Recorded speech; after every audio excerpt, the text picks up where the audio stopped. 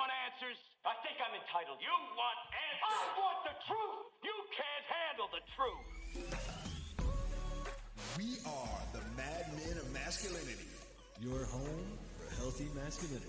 We're just real men having real conversations for you. Yes, it is that time again. Mm-hmm. That's right, ladies and gentlemen, boys and girls of all ages, men and women, aliens and humans alike. Because you know they listen to us like out in outer space. You know that, right? That's why they ain't landed yet. They're like, You know. I see y'all. I ain't coming down there Hey, yet. I am Kirk M. Samuels. And I am Jason B. Kendrick. And we are the Mad Men of Masculinity. That's right. We're just real men having real conversations for you. For you. And we got a banger tonight, people. Well, I'm telling you what. Bad choice of words. Oh, wait, what? What did I say? Nothing. Don't worry about it. Just go. Was that not FCC regulated? Just go. Just go, man. Just trust me. Just go. just don't stop. Don't stop, man. Just go. That's what she said. Don't stop. See. Line stepper, man. Habitually. You're a habitual line stepper, man. Hey. Folks need to step over that line and like and subscribe. That's what they need. That's right. That's what they need to do. You need to like and subscribe. If you check us out online, of course, we're on KLDC 1220 AM in the Mile High City and on the interwebs everywhere because that's how we roll. That's how we do it, and everywhere on the interwebs, Spotify, Apple Podcasts, YouTube, all day, every day. And you know how we, as the Mad Men, we're pro healthy masculinity. And we've talked about alpha boss babes before. We've talked about alpha men before and all that stuff. But today we have a treat. Because today we got an alpha boss babe who's married to an alpha man. And now we get to like dig into like, what's that like? Two alphas together and y'all didn't burn the house down? What's that like? Oh, I'm digging it, man. I'm looking forward to it. I happen to be very fond of this guest we have. She's a great friend. We've known her. I've definitely known her for a few years now, and yeah, man, she's the real deal. Well, without further ado, from Cher on the Air, Miss Sheral Devaughn, thank you very much for joining us. Hey guys, how's it going? Pretty good. How you doing, young? Well, you know what? Just moving and shaking. I'm digging them glasses. I see.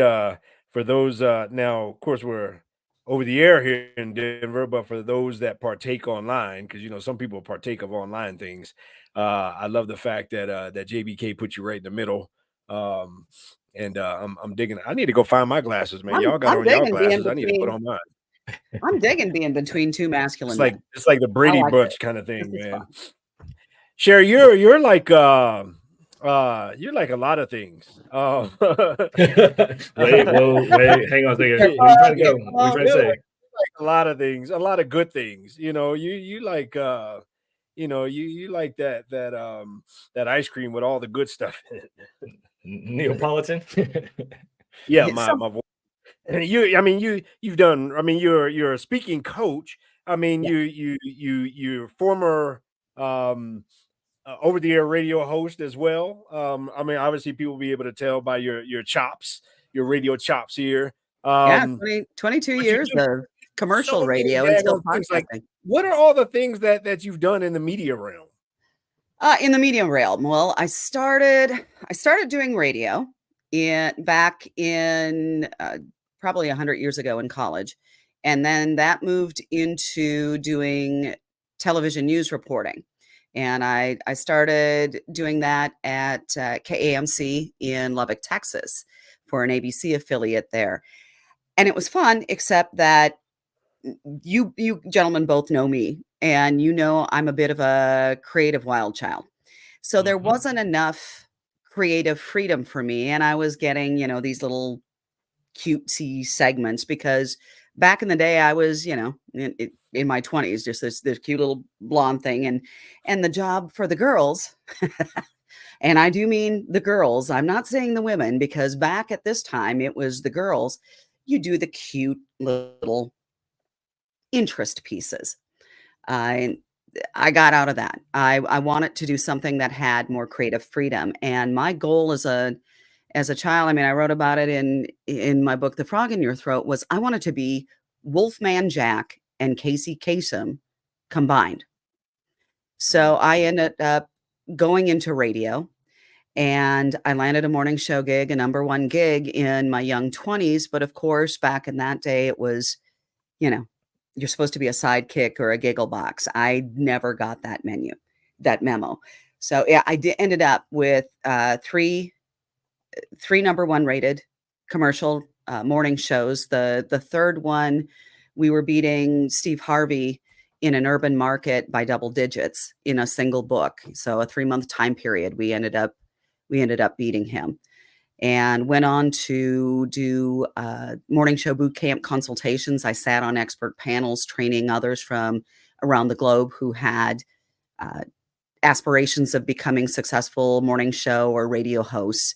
Then I took it over into podcasts and had some fun with that. I still did, television segments just as sort of a guest host periodically on the air for local channels in Shreveport, Bossier City, Louisiana, and in Kansas City.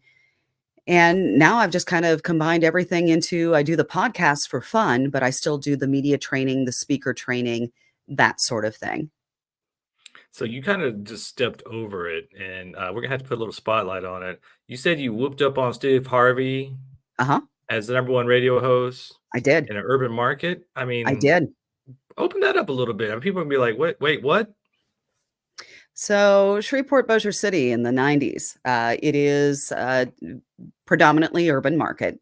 And the likes of both Tom Joyner and his, The Sky Show, and then Steve Harvey, they were continuously battling it out for who had top honors in that particular 4-state market for years. And then in comes this little upstart blonde woman on a country show who went, I know how I beat you. And so what I did was I went straight into the market. They had their syndicated shows. I started traveling around the 4-state area, going to the different towns and inviting people to come in and talk to me, whether they listened to the show or not. I wanted to get to know them. And that's the premise of what my business is about right now, is making those connections and making your communication more effective for your business. In this case, it was for me, for my morning show, and for the station and the advertisers that were part of our conglomerate, our radio affiliate. So I would go out and talk to them and figure out, like I said, here's this little 20-something blonde girl just bopping into different places. And that had never been heard of. So I'd get hit on, I'd get threats, I'd get whatever, but I stayed and I sat and I didn't back down. And they started telling me what was missing, why they didn't feel heard, or what made them feel important. And I started incorporating those things into a morning show, which had never been done, especially by a woman before.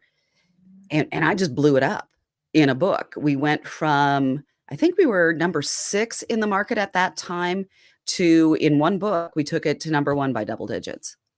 Wow. I'm sure Steve took that on the chin like a man and He flew into town. you. He was asking his people, what's happening here. And there was some discussion about whether I should have been doing what I did. But after a conversation, he understood. It was cool. He's like, I can't have feet on the ground there. I can't do it the way she's doing. Just let it be. She's got it. Yeah. And you also skipped over it too. I mean, you mentioned Tom Joyner, the fly jock. And for those that know, I mean, that's, in radio, that's kind of right up there, if not a bigger deal than Steve Harvey in radio. I mean, Tom Joyner's, that's OG right there, man. So you've been doing this for a hot minute. So we always like to kind of just establish who you are before we even get into the topic. And so to me, I mean, everything you're saying in terms of, radio and all this other kind of stuff is, I mean, you've been a go-getter for a long time. Have been. I had to be. Back, I'm a woman of a certain age. We'll just put it that way.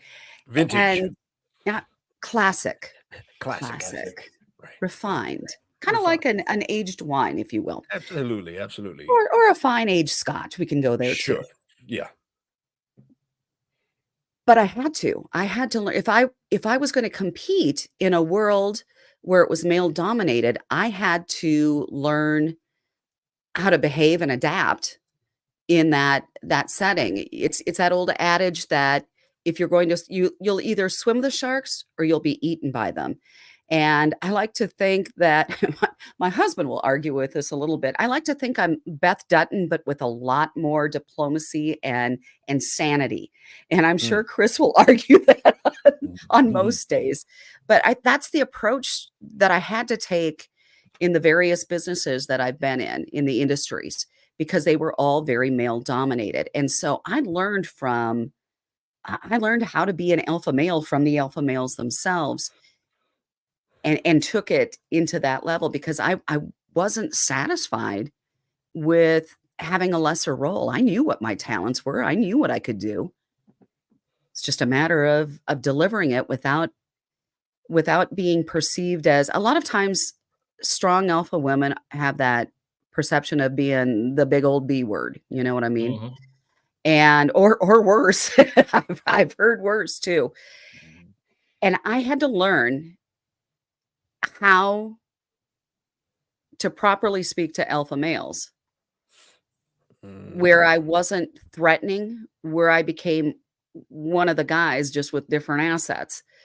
And it didn't take long to get there. If you truly listen, whether you're an alpha woman or an alpha male, if you really sit down and actively listen, you can figure out how to communicate properly, what the language differences are. And I mean, you're going to have those days where you still have those misunderstandings and those misperceptions, but you learn then how to sit down and discuss it rather than argue about it. And it's been, it was several years in the making, but I think I've become pretty proficient in it. I seem to do particularly well with male dominated industries. Yeah, we're glad that you picked up that skill, because there's some that we would say, oh, she's a firecracker, but no, Cher, from knowing you for a little bit, you're more of a pack of C4. So I'm glad you use your powers for good and not evil when it comes to that. Nice. I would have to agree. That's a little bit like, the C4 from maybe Caddyshack. You just mold me into the little squirrels, the bunnies, that sort of thing, and I'm cute and cuddly. But man, I'll make a bang if I need to. Well, speaking of good, but not evil, we're going to do something good that is not evil, but is necessary. We're going to take a break, and we're going to get back into the meat and potatoes of this topic. I'm so excited to kind of unpack this stuff, man. So we'll be right back. Mad Men of Masculinity on KLDC. Boom. Good stuff. Good stuff. So you guys having any lag time or anything, or is everything pretty much good on your end? I've heard a couple little hiccups, couple of little glitches, but it's coming right back right away. So no worries then. No worries. Well, if you're watching on YouTube, make sure you like and subscribe. You got to know Cher, and we're getting ready to get into the meat and potatoes of this business, because absolutely something we definitely want to talk about. And for those that don't know, so we basically on Mondays we come in and we record. It's a toss up whether we live stream the recording or we record the live stream. Either way, our show airs Denver, Colorado metro area, or the Denver area, Saturdays at 8 a.m., Wednesdays at 6 p.m. And then so if you get to watch us online, you get to see all this behind the scenes stuff. And a lot of times, when we don't have to worry about the FCC. We get kind of real in the breaks. Fun. So yes. So this is a treat here. This is where the best stuff comes out. So make sure if you are listening to us on the air, make sure you find us on YouTube and Spotify, and you get to hear all the behind the scenes stuff where some of the best stuff comes out. I'm telling you. Absolutely. Subscribe. Hit that subscribe button now, because that's where the fun is. Yes. Here we go. You ready to go? Yeah. Here we go.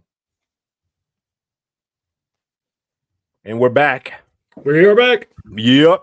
Mad Men of Masculinity, KLDC. Kima Lima or Kilo Lima Delta Charlie. Isn't that right? Come on, man. Took You you a were in the Air second, didn't Force, you? man. Yeah, I Yeah, know. man. It's been a That was minute, man. You that was know, right. It just took you a second. I loved. I sent you that picture of the Air Force MREs, and it was like steak and potatoes, and I, all I that told kind you of that was the stuff. officer's mess, man. We didn't get that, Yeah, John. yeah. We, Well, we, Oh, we my carried it my to husband him. got I that. was an officer in the officer's mess, and I can assure you that we did get that. It was that good in there. Oh, I see how it is. Just rubbing Yeah, it in. You see, pretty pouring a little much. salt into it. Just like, Yeah. yeah, oh, yeah. Oh, you were enlisted. Oh, yeah. Hey, look at what we ate. No, it was better in there. It just was. But anyhow, we are here having a good old time. Just talking smack, talking trash, hanging out with our good friend Sher Devaughn. We love the fact that you have that experience and kind of where you left off. You talked about almost the fine line between being in male predominant or male dominated areas, industries, and rooms, and finding that balance between the two. And I mean, this is kind of our opinion, me and the guy on the other side over there, that a lot of times, when we get in the in the cross section of the masculine and the feminine, and when you get um, the feminine that forgets that femininity is pretty awesome in masculine spaces, sometimes it seems like I'll just say it, sometimes it seems like women think that to come into male spaces you got to pounce and dominate and disrespect, and you got to put down, and you got to overcome and win and all that kind of stuff. And I don't know that that's really the case. Do you share? Some of the descriptors that you used, I might still say yes. You do have to you have to pounce on your opportunities. You have to uh, like in radio, you had to dominate, but it's not domineering. There's a difference between dominating and domineering. And there is no need to be disrespectful. One of the things that I learned was there's when you come in with a feminine, with a strong feminine personality into a male dominated area, whether it's professional or personal, what I've found is I just am direct, very direct, no subtleties, no hinting at things, because I'll just say it quite honestly, you guys don't pick up on subtlety very well. We don't get it. We don't hear it. We don't know what. Just say what you mean. And that's one of the biggest things that I learned was just be direct. Put it out there. I mean, the worst anyone is going to do is say, "I'm not sure that that's going to work," and then you can come back with, "Would you hear me out?" It's still respectful, but it's strong, and it's the way it's sort of the way that I've learned strong men have a pecking order almost. You get into a room and it's not really, marking trees and puffing so much as it's feeling out, okay, who's where on the ladder there? Who has more experience? Who has more knowledge in this particular thing? Who has more game? And when I've come into those conversations, it's the same way. You're sort of feeling and testing everything out, but you're sharing that information. It's not a slight on anyone. It's not guys being insensitive to the feelings of women. You guys have feelings too. And if we're coming in all screechy and in your face, you're going to feel like, okay, it's going to trigger that fight or flight. And most strong men are the fight type instead of the flight type. And then it becomes that pushback. I just sit back and keep it easy, and I listen and go, okay, I hear you. But what about this? And then you start that conversation and go from there. And it becomes more of, a fact-finding mission. There's no feeling involved with it. I mean, there's nothing, we're not going after each other and attempting to cut the other person. It stays respectful, but it stays on target and it stays direct. Yeah, I love that you brought in the directness because we spend so much time just trying to or taking our time to explain to the ladies that this is how we think, and we don't because of maybe it's a less empathetic nature or just less intuition or whatever it is. We just don't pick up on all the subtle hints. We need directness, and of course, And you see it even to your point, sometimes we see it even like with kids on the playground, because little boys will immediately create a hierarchy. Who's the quarterback? Who's running back? Who's the, who's got these skill sets? So we know who to put who where. And then you see with the young girls, a lot of times it's about the tea parties and the relationships and the experience. But then as soon as there's a argument or disruption, then the game's over because it's about feelings. And so it's good to know, like, coming into that space is because what we, especially a lot of times as men, need in those spaces is that feminine intuition and empathy. We just need a woman who can actually explain it to us.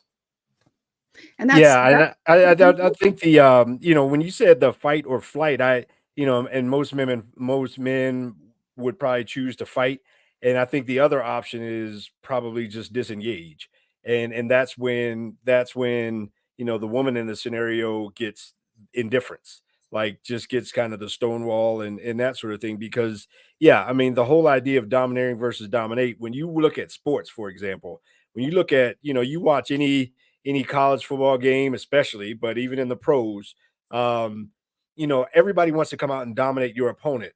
But, if a team gets up, 42-3, the expectation is, okay, you might pull off the gas a little bit. You're not trying to run up the score on me. You're not trying to embarrass me. You won the game and you won it fair and square, but you're not trying to come in and humiliate somebody by being domineering. But absolutely the intent is to win. And so yeah, in those male environments, in those male circles, there is a fine line to walk in terms of nothing wrong with wanting to win. I mean, guys can relate to that all day, every day. But the art of winning, the art of dominating, the art of navigating that dynamic, is key, and it's important when you have those kind of interpersonal or even professional relationships. It's got to be difficult for strong masculine men to relate to a woman who's strong, that doesn't understand that dynamic, because for years and years, you're supposed to be strong men. You've come up with that hierarchy. You want to be the winner. And and then you get into a situation where there's that dissension, and if a woman just comes across disrespectful, your first instinct, like I said, is to fight. But you've been taught for years, don't fight women. That has got to be the most difficult, challenging, and maybe emasculating thing that a woman can do to a man. You're not going to get anything accomplished or resolved if you make the man feel confused, and you make him feel less than what he truly is. You're not going to get anywhere, and you're not going to get that reciprocal respect back and forth. So I really and truly feel for most men when they're put in that situation, and that's why I strive, to teach a lot of my strong female clients. Here's how we discuss this and put it in a way that makes sense, so no one has to feel less than, and communication doesn't break down. Yeah, it's just a matter of having a little bit of understanding on both sides. I mean, and even to your point, yes, we've been taught as men all our lives how to treat women and not to hit women and not to fight with women. And then we get into these situations where our instincts say otherwise, and then basically we freeze. We just shut down because, like, well, I don't even know what to do here. It's almost like cognitive dissonance. We just go up. And so we have to find a way to understand each other so that we can communicate better. Because, to that point earlier, we as guys, for the most part, don't understand the emotional side. We don't take the hints. We need direct communication. And it would be probably beneficial for us as well to learn from the women, like, okay, well, here's how you can soften up a little bit. Here's how you can, get what you want in a way that isn't as direct, or that is more feminine centric, that would be preferable. But of course, it's a matter of wanting to understand and ask those questions. Yeah. What makes a Christmas tree, the difference between a Christmas tree and a pine tree are the decorations. Yeah. It's the decoration on the outside. Femininity is like that with masculinity in all the healthy ways. I mean, with the masculinity, you can be a cool dude, you can still be an upstanding man and all that kind of stuff. But when you add healthy femininity into the scenario, then that takes that man from becoming a pine tree to a Christmas tree. I mean, not only in his personal life, in his physical life, in his mental life, his spiritual life, in every other kind of way. When a guy finds the right man that can, or when a guy finds the right, hey, easy. When a Hey, guy we're not finds the judging. right, well, when a guy finds when a masculine finds the correct feminine that can bring that shine to who he is naturally, and this even goes into business, into boardrooms, and all these other kind of things that when we bring the gifts that we have, like you don't need to put down your gift of being beautifully feminine in order to sacrifice who that part of who you are to be in what would be considered masculine, predominantly masculine or masculine dominant, spaces. Like, those spaces can flourish when you have a different perspective, when you have everybody operating in those gifts. But when we don't throw in the toxicity of domineering and just putting down and all these other kind of things, like the peanut butter and the jelly work well together when it's inside of an Uncrustable.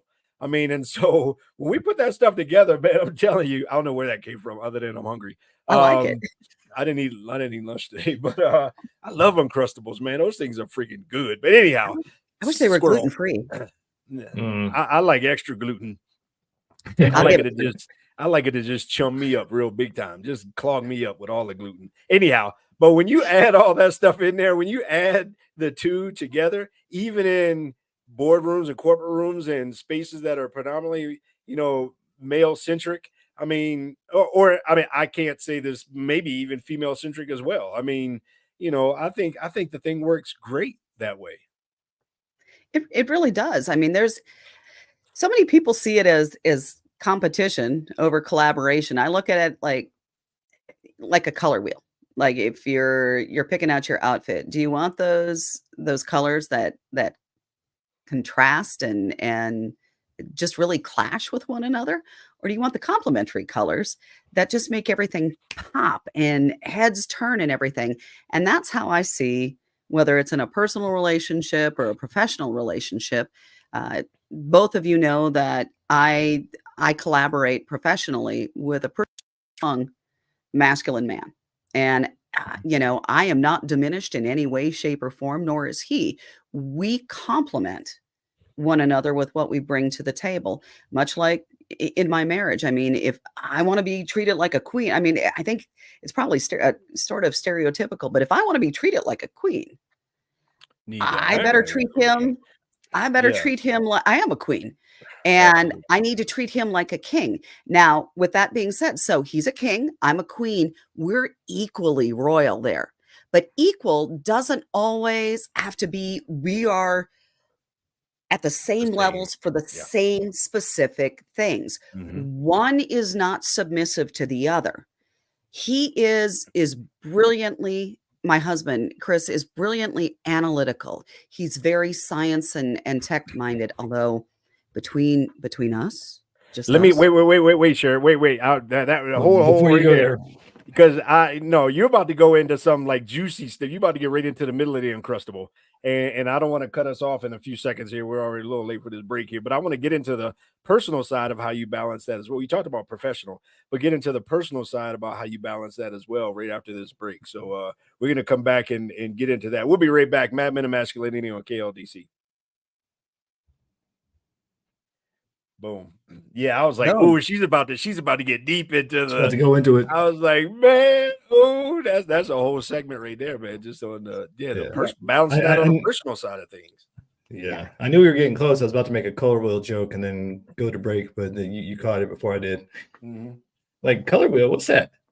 Yeah. Oh, What was come that? on. I've seen the way What's the you color both wheel? dress. I've seen the way you both dress. Don't I don't. do not I tell don't me need no color wheel. I just you maybe. yeah, huh. Uh-huh. Somebody taught you that color wheel somewhere along the Mhm. way, Fly Guy, because No. I've seen some of those suits. I saw that royal blue suit you brought in over the weekend. Yeah, that's my fly suit. That's Me, my speaker suit right now. don't you be telling me you don't know about color wheels. I'm going to call you on that one, sir. Well, I don't know what a color wheel is, but I know what colors go together. So maybe I need to get a color he's wheel. pretty, man. He's a flower. He just doesn't, he just wants to act like a thorn, but he's really the flower. He's a little prettier than I am. Not a fire. Yeah, he wants everybody to think he's a thorn, man. But he's a thorn in my side sometimes. But he's definitely more flower than thorn. He was a big softy. He was a beautiful orchid this weekend in Speaker Boot Camp. That's what he was. Tulip. Oh wait, orchid. That's not right.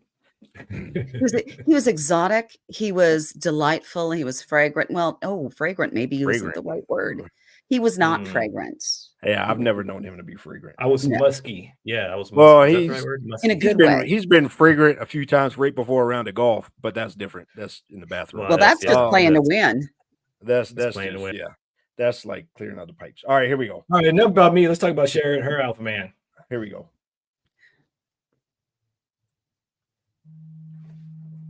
All right, folks, we are back. We are back.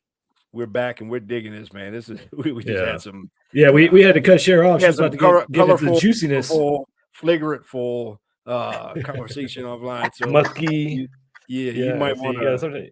You might want to check the video if you listen to us over the air here. But so before we went, so we started talking about professionally, and then right before we went to the break here, you started to get into the personal side of things and how you manage that in the home. So tell us about Chris.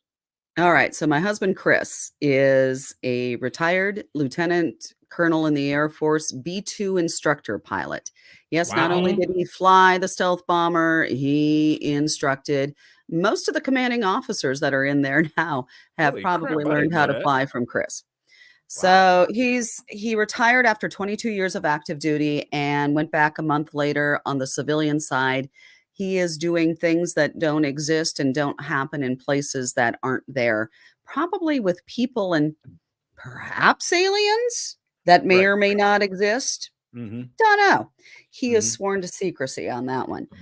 But so there it is. He cannot confirm nor deny. He can neither confirm nor deny the existence of the aliens. He's not a chump. He's not a sucker. No, he's at a level that most people are not at, and he knows it. Yeah, he knows it.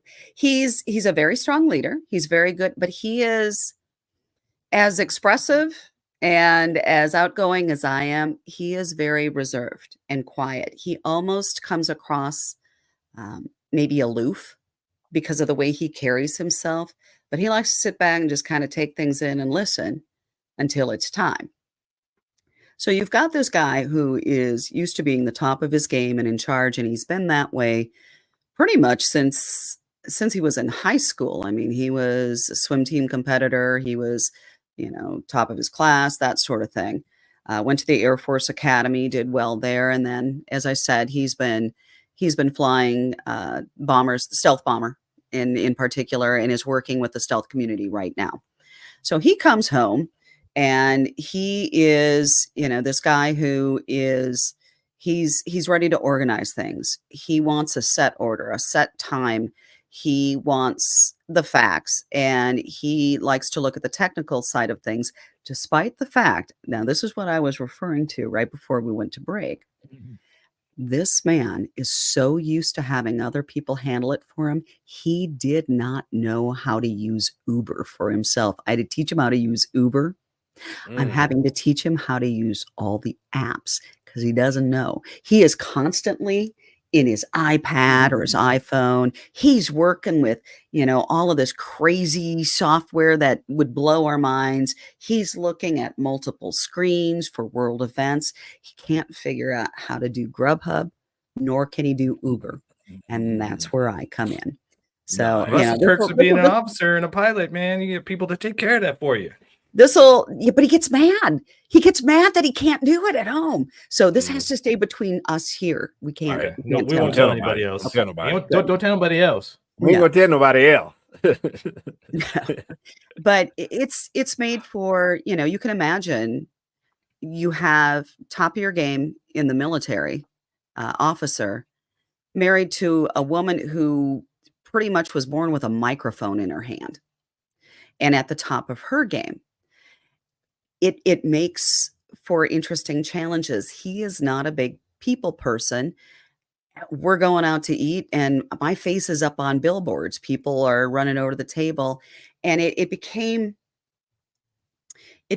very difficult for us to find that balance the first time around. And I do say the first time around. We were married for 6.5 years. We divorced for 3.5 years. We didn't date anyone else, and because he's the love of my life.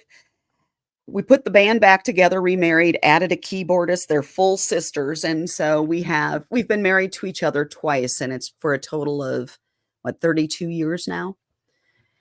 And the second time around was difficult as well because of our different styles. I had to really work hard at discovering not only the differences in language, the way we talk to one another as men and women. I could do that professionally. I was terrible at it personally.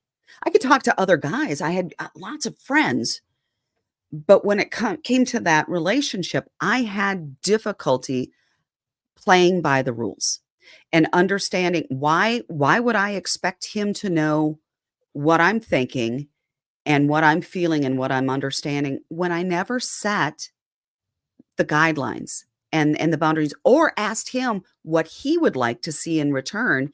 What is he hearing as opposed to what am I saying? I just figured this man has been married to me for years. He's the closest thing to me. We have this intimate relationship. Why doesn't he know? Why can't he just magically, psychically know we have that connection? And I was breaking my own rules of what I teach people. I wasn't following it. So we really had to sit down and work it through and almost sit down in a conference room setting when there's a disagreement within, an administrative team or what have you. We have to truly sit down, and it's uncomfortable and it's awful. And we get mad to a point where we start going into that disrespectful. That's when I've had to learn to take those timeouts and just say, Chris, I am really sorry. I am not able to have a rational, reasonable discussion with you. I am very upset. Could we take, 5 minutes to 30 minutes and reconvene because I don't want this to go off the rails. And you almost have to treat it like a board meeting. You really do. You So do, that and I think that's what people don't realize when it comes to relationships. And Kirk can speak on this because I think that's what he learned, and is doing in this relationship now. But you've got to treat your relationship like a business. You got to treat it like, or at least give it the same impetus and respect and the same effort. All of us, I guess it was that star-crossed lover syndrome, the Disney fairy tale. Oh, we're going to ride off into the sunset and live happily ever after. So we don't put in the work to go, hey, we're two different people that need to learn how to communicate and work together and be a partnership, just like we are business. I mean, if you get married, you're a legal entity. You're a business, basically. So you might want to treat it as such. this And you is got to not put in you got to put in that work, man. You got to put in the even change some of your tune. I've realized that my wife responds well when I use the word feel.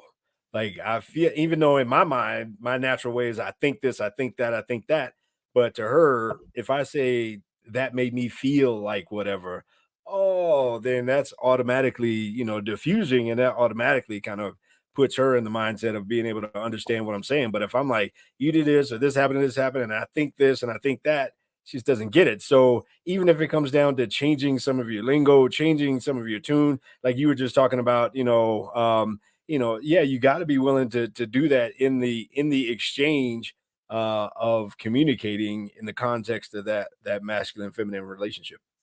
Think about the conversation you'd have if you're in the workplace, if you're with your boss looking for a raise, if you're with a client looking to make that sale.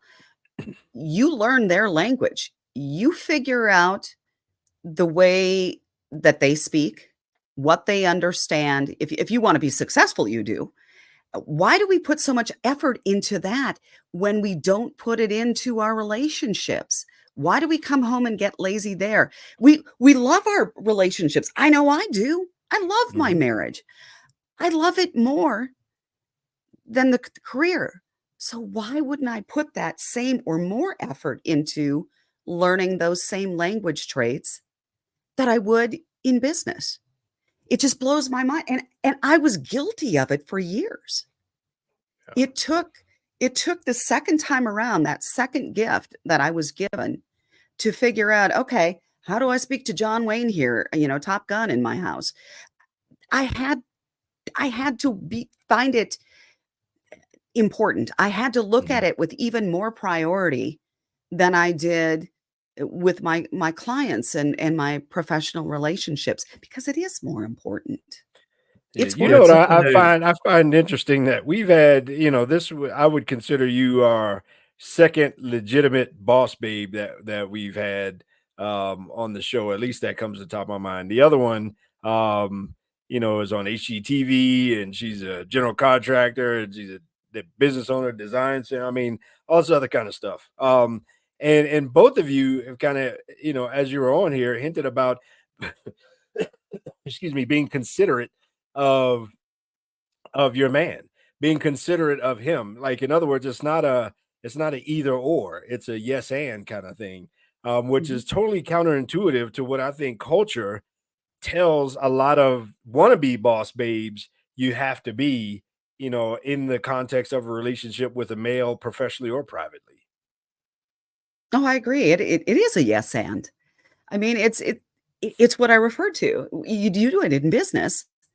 You have to make those compromises. It has to be not either or you're going to find yourself unemployed or shutting down your business if you own a business.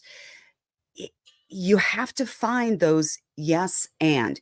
It's quid pro quo. It's that give and take. It's it's equal without being the same. Mhm. If that makes sense, where again, going back to the complementary color situation, you don't have to be the same in each thing, and it doesn't have to be my way or the highway. You're going to be lonely really fast. Even a dog or your cat, what have you, even they don't put up with that. Why would your spouse? The cat's just going to look at you and go, you want to play either or? All right, Yeah. I'm I'm out. out of See ya. here. Yeah, See I ya. mean that's part of the curse of Western culture now is that we learn more about business, we learn more about finance than we do about relationships and communication. And to the point I was about to jump on earlier, is like or I even said it, we get taught as men how to treat women and how to care for women and whatnot. But then because of, and I don't know that it was just an after effect or um, just a result of the feminist movement. But then, as men became the toxic ones and we became the bad guys, and then now there's no more like moms teaching their daughters how to take care of a man because now you're an independent boss babe.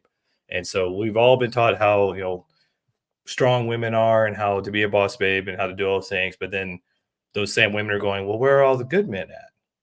Well, how can you don't even have space to allow that good man into your life, and he sees you as nothing but red flags and trauma, so he's just going to run off the other direction. But it's just a matter of prioritizing what we find important, and so many of us have not been taught or even considered how important our relationships really are and how to prioritize. And to your point of the equality, I mean, we need to think more of equity.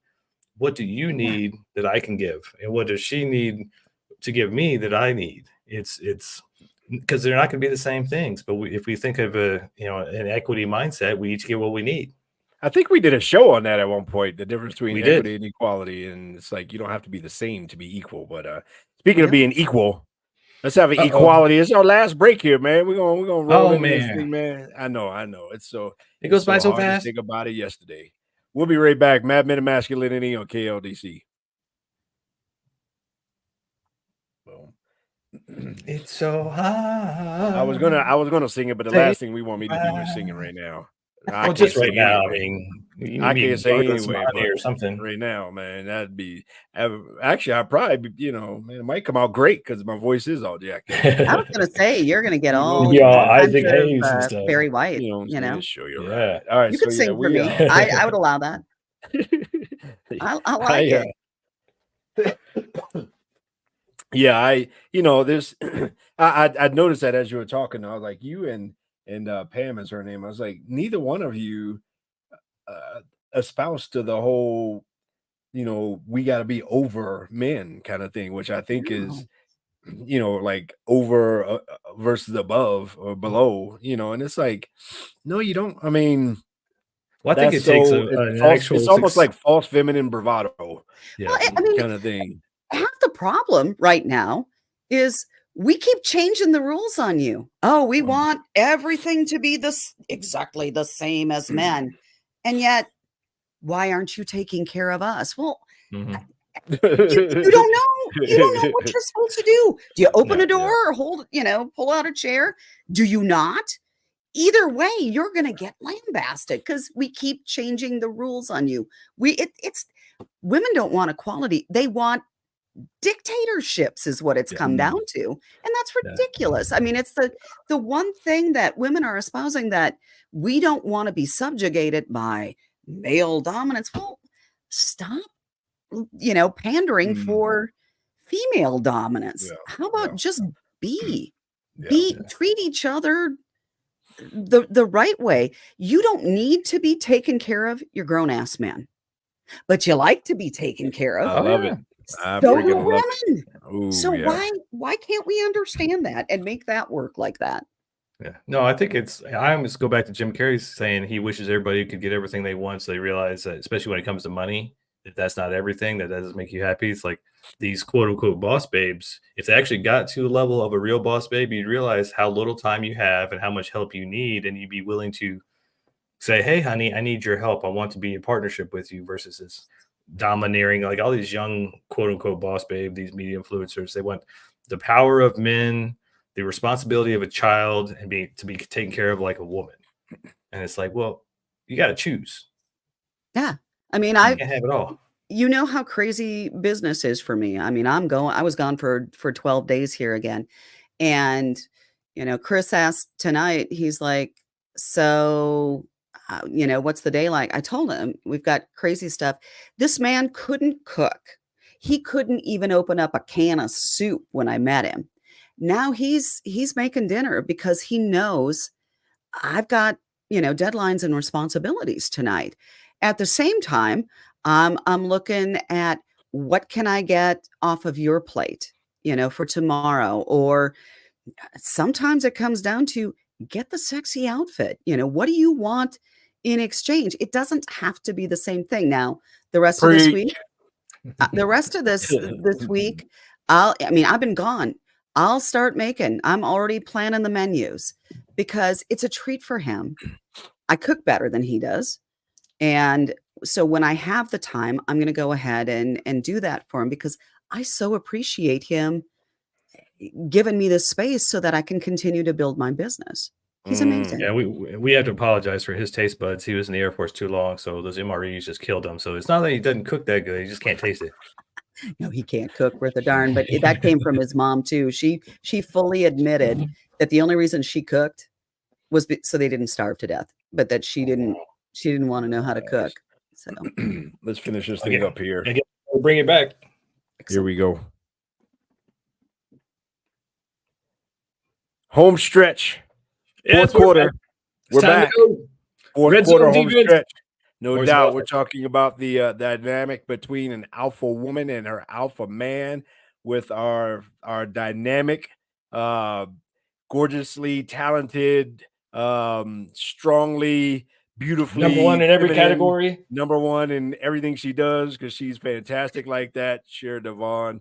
I've been holding this one. I've been holding this trump card in my hand. And I'm gonna drop it. I'm gonna drop it on the table. I'm gonna drop it on the table. Because it's basically, it's the huge elephant in the room, and that is the word respect, and how huge respect is to men. I mean, and I don't know that women really understand the gravity and the depths of how huge the word, not only the word, but the whole concept of respect is to men. And when you're in the boardroom or the bedroom, you know, if you respect him, then he hears that in ways, in tones and frequencies that the feminine ear can't even hear. Yeah, respect is love to men. Respect is the same and akin to attention and love to women. I mean, respect is what men thrive on and need. So, respect your man. Yeah. Yeah, and that, I mean, that comes I down love to what you women. said during the break, Cher. You threw in there real quick. I can't even let this one go either. You said something, people should have listened to this on the break. You said, get the section, girl, preach. You are right about that, man. I'm all down for that. But I mean, just that kind of stuff is just respect for his needs and his desires and all those kinds of things. Well, yeah, I mean, he respects me enough he believed in me when I launched my business, speaking with Cher and the communication strategies. He respected me enough and worked his tail off to so that we could invest into setting up this business. And he knows how busy. I mean, I've been gone for 12 days. He's making dinner. So what am I going to do? The rest of the week, I'm going to start looking at ways to do all the home cooking because, as I said in the break, I'm better at it than he is. But he's doing it. He's learned. Uh, there are other things that he wants to do. Hey, watch a Formula race one with me because it's important to him. I don't. I really don't have any interest, but I have an interest in him. If I want to be treated like that queen, treat him like a king. So when we go out now during marriage one, I didn't follow the adage of being respectful in public. That's ladies, I'm going to tell you right now. You want him to treat you well? Don't knock him in front of other people. Pull him aside and say, "We got an issue we got to talk about. I need you to stop." But quietly tell him, I didn't appreciate that. Can you not do that? We can discuss it later. But don't rip him in public. If you want to be respected, you want to be treated well, you want your needs met and you want to be respected, you got to give it back. Would you like it if he was going around and in front of you in public, talking about you gained 10 pounds or you know your eyelashes are fake or something? I mean, do you really want him talking about, yeah, she can't cook worth a darn, or she had a gassy issue, or whatever? Would you like that? No, you'd be mad as heck. He's not feeling really good when you're putting him down or discussing his shortcomings in whatever that looks like in public. Keep that separate. When you're in public, you put that man on a pedestal. I guarantee he'll never look at anyone other than you, and he will jump through hoops and bend over backwards to take care of you. Even if you don't need to be taken care of. I don't need to be taken care of. I am sufficiently independent, but I like being taken care of. Yeah, no, it's that She ain't partnership wrong. thing again. Yeah, I mean, it's all about partnership. It's about the equity of the masculine feminine dynamic and being in partnership and business with your partner. I don't know what happened, why it happened. Maybe it's just social media and all these echo chambers, but now it's become this competition thing, and it's all about all the ladies getting whatever they want, and the men can't have anything, and or vice versa. The man get whatever they want, the woman can't have anything. It's like I don't understand competition when it comes to partnership and relationships, because it really needs to be.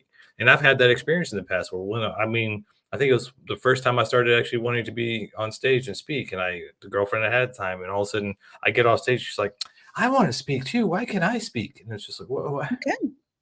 you can go do your thing, but why do I have to do it for you? Or why does this has to be this competition thing?" It's like we're meant to be a team. And in all ways, we're meant to be a team when it comes to family, relationships, business, whatever. But all this competition mindset that we've been indoctrinated with is getting in the way of our happiness. Oh, I agree. I mean, do I strike either one of you? Well, you guys know me, but I don't think I come across as a particularly weak, submissive, I have to let somebody else think for me kind of an individual. No, And I I'm think we not. have to usually get out the sledgehammer to put our thoughts in your heads. Hey, Cher, listen to me. At at the same time, I don't have to belittle. I mean, he doesn't have to agree with everything I think. I don't have to agree with everything he thinks. We are two unique individuals who have learned how to compromise together and respect. We're not always going to agree. It's not always going to be pretty. But again, it's kind of like going to work. Do you want this business to run successfully? You got to work at it. You've got to find that way to compromise. And compromise is something that I think in this day and age, and it's been happening over the past couple of decades that I've watched, we're less and less willing to sit down and have those discussions and compromise, whether it's on social media, whether it's at a sporting event, any of it. It's ridiculous. Be Yeah. civil with one another. You want some, you got to give some. That's what it comes down to. Yeah, compromise has Yeah. become the new submission. They're like, oh, submission's a bad thing. They've made compromise the same thing. It's ridiculous. There's nothing wrong with complimenting each other. There's nothing wrong with being the yin to the yang. There's nothing wrong with that. As a matter of fact, you become the whole circle when you are willing to be the one or the other and to fill in the spaces where the other one, gets narrow, or to get narrow where the other one gets fat, or not fat, but to fill in those spaces. I mean, and to compliment each other is huge. I mean, that's the name of the game, because guess what? The reality is, when you win, I win. And when I win, you win. It's not a win for me if you lose, right? Because we're in this thing together, whether it's professional, especially if it's personal. I mean, we got to be willing to see each other as on the same team, and we're both going to be on the podium, or we're not. And when we settle in on that, from the masculine, feminine, men, women, then I think we're set up for victory. One of the best ways that I can explain it is if you're familiar with the Japanese art where they take the broken pieces of things and they put it together with gold. They fill in the gaps with gold. You are your partner's gold, filling in the cracks. And it's vice versa with him. You are the pieces of you that you've had to glue back together and there's a gap. He should be the gold, but together, putting those two things together, that gold brings out that absolute beauty. It doesn't take over the whole piece. It's an accent filling in those cracked gaps.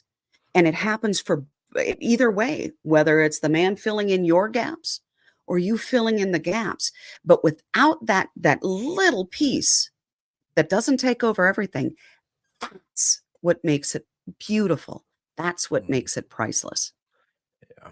And that's why it's stupid for a man to abuse a woman. That's why it's stupid for a guy to want to put his woman down and have her be less than. That's why it's stupid for a woman to think that in order to be up, he has to be down, or in order to win, he has to lose, et cetera, et cetera. I mean, these kind of things are just dumb and kind of outdated, and we need to get past these. But hey, Cher, how can folks get a hold of you? Oh my gosh, it's so easy. You just come to my website, www.speakingwithsher, and share is SHER.com. You can find me all over social media at that same Speaking with Cher. And just give me a shout. I've got, you can shoot me a text, an email. I've got everything in those two places. Hey, how did Yeah, it's Jason true. do at the speaker boot camp? Man, it'll be He fine. Put me on was blast. amazing. Was he? Nah, He get is. out of here, man. I He want did to not find come in That, last. that $20 is in the mail. He missed out. he missed winning the whole thing by one vote. Just one. What? Get out of here. I Oh, told you I there's should put my name Jason. down 3 times. You could have. You could have. Now I wouldn't have counted it 3 times, but Right. that's how that goes. But yeah, this was just a particularly talented group at Speaker Boot Camp. And Yeah. Jason is impressive most Impressive. Most impressive. He'll know what that means. He'll know what Yes. that means. We'll have to share that one with you later, We'll Kirk. have to share that one, It's Kirk. funny. It's All going right, after that's Gary cool. on that one. Gotcha. Oh, I know that Oh. this whole alpha woman, alpha man relationship thing is working. I can smell bacon. I smell bacon. That man knows me. And if bacon's not the smell of love, I don't know what is. It is. It is indeed. Ooh, ain't nothing wrong with that at all. Mm-mm. Man, that is fantastic. Sher, you're a gift. You know, you do so much for so many people. You make you're an amplifier, a multiplier. You're a springboard for people to get from where they are to where they want to be. And I mean, you do that just personally as a friend. You do that professionally for people. I mean, you make people better. And people like you know, are national treasures, and you need to be kept at Fort Knox because you're important. Thank you. Yeah, if I was in Fort Knox, so I wouldn't be able to get to anybody. Well, that's And true. you know, That's true. it's a gift. It's a gift for me to have people trust me enough to, you know, listen to me either professionally, personally, and build those relationships. That's what it's all about, is building those That's relationships. awesome. That's awesome. Well, Well, we want to thank you for building this relationship with us and for being, you know, awesome in person and awesome on the podcast and just awesome all around. And we hope people will reach out to you because you do so much good for everybody else. I mean, not just speaking, but voiceovers. I mean, one sheets. I mean, your resume is probably twice as long as mine. So I just hope people will reach out to I'm you. working on a couple advantage. of edit pieces for authors tonight. So I'm editing some books and doing some ghostwriting tonight. See, people, she does it all. right. Speaking Well, of we doing want it to all, thank you. And again, encourage folks, if you listen to us over the air, check us out, madmenradio.com. If you listen to us online, check us out over the air. You know, we ain't hard to find. We around here, you know, we out here in these streets. So we love each and every one of y'all. Again, thank you, Sher. We appreciate you. We'll see everybody next time. Thank and with you. that, the Mad Men are out. out.